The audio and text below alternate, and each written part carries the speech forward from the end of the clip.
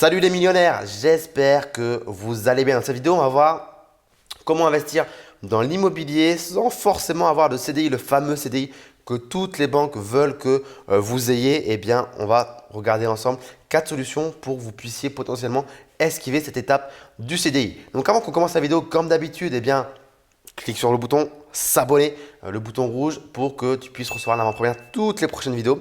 Et libère la barre de description. Je ne te dis pas exactement ce que tu vas y retrouver, mais il y a quelques informations qui pourraient très certainement t'intéresser à l'intérieur. Donc, je t'invite très fortement à lire la barre de description pendant que tu regardes cette vidéo en parallèle. Donc, comment investir dans l'immobilier sans CDI?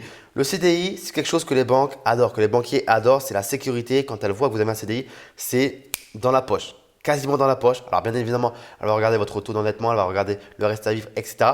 Mais ça facilite beaucoup la tâche. Par contre, il y a beaucoup de Français, et c'est peut-être votre cas aujourd'hui, vous n'avez pas de CDI.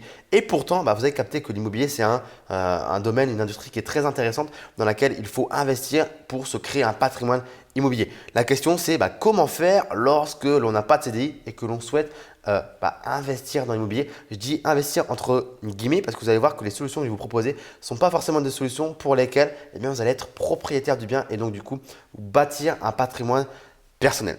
Donc la première solution, ça va être de faire une sous-location en saisonnier. Je m'explique. Par exemple, vous allez repérer un appartement que vous allez louer auprès d'un propriétaire. Donc supposons que vous le louez 500 euros et cet appartement, vous allez le sous-louer en Airbnb et potentiellement générer, allez, on va dire 1500 euros de revenus via Airbnb. Donc vous avez compris que entre ce que vous donnez au propriétaire et ce que vous avez encaissé vous personnellement, il y a un delta de 1000 euros qui vont dans votre poche. Alors, petite nuance. Comment ça marche la sous-location en France? Premier point, c'est que c'est interdit de faire.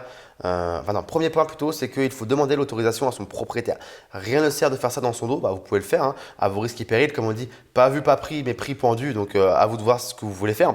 Mais l'idéal, c'est quand même de prévenir le propriétaire et de lui dire voilà mon projet, je souhaiterais faire ça. Et ton loyer, c'est 500 euros. Mais parce que je te remercie d'avance de la confiance que tu m'as accordée. Je monte ton loyer à 600 euros. Je te donne 600 euros, je te donne 100 euros en liquide. Comme ça, toi, ça te fait un petit bonus sur le loyer. Tu me laisses faire la location saisonnière dedans et prendre mon bénéfice. Et voilà, il n'y a aucun souci.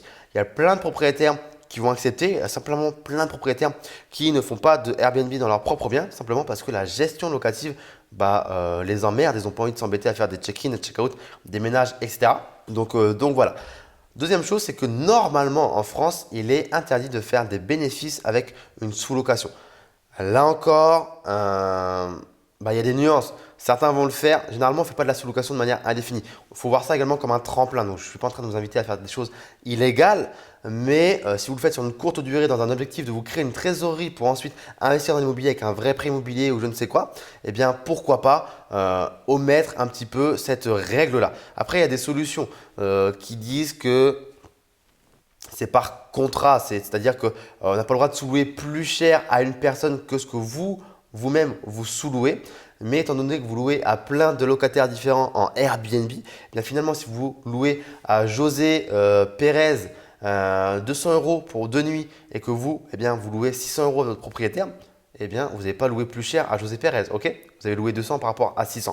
Donc là, c'est good. Le seul truc, c'est qu'il y a une multiplicité des contrats qui fait qu'à la fin, bien évidemment, vous dépassez un petit peu les 600 euros de loyer que vous versez à votre propriétaire. Mais par contrat isolé, vous ne dépassez pas ce que vous versez à votre locataire. Donc là, on est d'accord, c'est clairement jouer avec les mots, c'est clairement un petit peu être borderline. Il y a d'autres également astuces pour faire de la sous-location de manière totalement légale. Bref, on ne va pas parler dans cette vidéo parce que sinon ça serait un peu trop long. Mais sachez qu'en tout cas, il y a quelques pistes dans ce sens-là si vous n'avez pas TDI et que vous voulez faire de l'immobilier. La deuxième solution, ça va être de faire un prêt étudiant et c'est ce que j'ai moi-même utilisé lorsque j'étais étudiant. C'est-à-dire que j'ai fait 2 prêts étudiants pour investir dans l'immobilier en empruntant de l'argent auprès de la banque sous la forme d'un prêt étudiant, donc sous la forme d'un prêt à la consommation pour investir dans des biens immobiliers. Donc, comment ça se passe? Tout simplement, on va à la banque, on lui dit oui, madame, oui, monsieur, moi je suis étudiant fauché, moi j'ai besoin d'argent, j'ai besoin de financer mes études, ma voiture, mon loyer, mes manuels scolaires, mes sorties aussi parce que je suis étudiant et du coup il faut que j'aille prendre ma panne de bière en happy hour le jeudi soir. Donc tout ça, ça coûte de l'oseille, donc il me faut un prêt étudiant. Donc vous prenez de l'argent de cette façon-là, vous faites votre prévisionnel, c'est très très simple. Et ensuite, vous allez rechercher un bien immobilier que vous allez investir avec l'argent du prêt étudiant. Vous faites le virement de votre compte en banque chez le notaire et c'est terminé. Très très simple. Pas besoin de CDI. Troisième façon, ça va être via ce qu'on appelle les SCPI ou le crowdfunding immobilier. Donc les SCPI, c'est quoi? C'est les sociétés civiles de placement immobilier. C'est une façon d'investir dans l'immobilier sans directement être propriétaire et sans directement devoir faire le travail de rechercher un bien, de négocier, de mettre un locataire en place, de faire les travaux, de faire tout ça. Vous investissez un peu comme dans des actions, hein. Vous achetez des parts de SCPI et vous avez un rendement qui est affiché, un rendement espéré, un rendement réel chaque année. Et en gros, c'est ce qu'on appelle de l'immobilier papier. Donc moi, je ne suis pas forcément très fan parce que j'aime bien détenir mon parc immobilier. Vraiment, je sais que c'est à moi, l'immeuble il est là, il est à moi, je le touche, je le sens, les murs sont là, je les vois, toi, c'est à moi. Mais c'est une façon d'investir dans l'immobilier via les SCPI. Alors sachez que c'est possible de faire un prêt pour investir dans des SCPI également, mais je ne vous le recommande pas. Encore une fois, rien ne vaut selon moi l'immobilier ancien que vous avez financé et que vous détenez réellement à 100%. On a également donc le crowdfunding immobilier. Donc, je pense que vous connaissez le terme crowdfunding, c'est le fait de financer à plusieurs un projet. Donc, tout le terme, crowd, c'est la foule, si je ne dis pas de bêtises. Et funding, c'est financer, c'est lever de fonds. Donc, il y a un projet immobilier, par exemple un promoteur qui sort un nouveau bâtiment de terre, une nouvelle résidence et plusieurs personnes vont venir financer ce projet à hauteur d'un ticket de 500, 1000, 1500, 2000, à hauteur du ticket que vous souhaitez investir. Il y a un rendement qui est affiché, espéré, il y a un rendement réel. En fait, le promoteur, il va construire avec vos sous. Ensuite, il va revendre les biens à l'unité. C'est vraiment une opération de promotion immobilière, telle qu'un marchand de biens, etc. Et avec les bénéfices qu'il va faire lors de la revente des lots à l'unité auprès des propriétaires qu'il aura trouvés, eh bien, il va y avoir une plus-value, une marge sur le projet qui va permettre de vous rémunérer vous aussi à hauteur d'un rendement qui a été affiché sur le projet en question. Donc, c'est une excellente façon également de mettre un pied dans l'immobilier en finançant des projets. Mais encore une fois, vous n'êtes pas propriétaire du projet et c'est éphémère puisqu'à la fin du projet, vous récupérez votre rendement, votre retour sur investissement et c'est terminé. Quatrième et dernière façon, ça va être de s'associer avec des associés. Ouais, il y a deux fois le mot associé dans ma phrase, c'est un peu bizarre. Mais vous trouvez des gens avec qui vous allez faire union, faire l'alliance, c'est ce qu'on appelle donc des associés, des partenaires. Et si vous n'avez pas de CDI, vous n'avez pas la solidité financière pour une banque pour la rassurer, peut-être que vous avez des associés qui veulent eux aussi investir dans l'immobilier. Donc les associés, ça peut être des membres de votre famille, des amis ou que sais-je. Encore une fois, c'est à vous de voir avec qui vous voulez vous associer. Mais qui eux ont un CDI, qui ont une structure, qui ont une solidité financière qui va rassurer la banque. Donc, vous vous associez avec eux, vous créez une structure, que ce soit une SAS, une structure commerciale ou une SCI, une société civile immobilière, peu importe. Faites ce qui est le plus adapté à votre situation, à la situation de chacun des associés.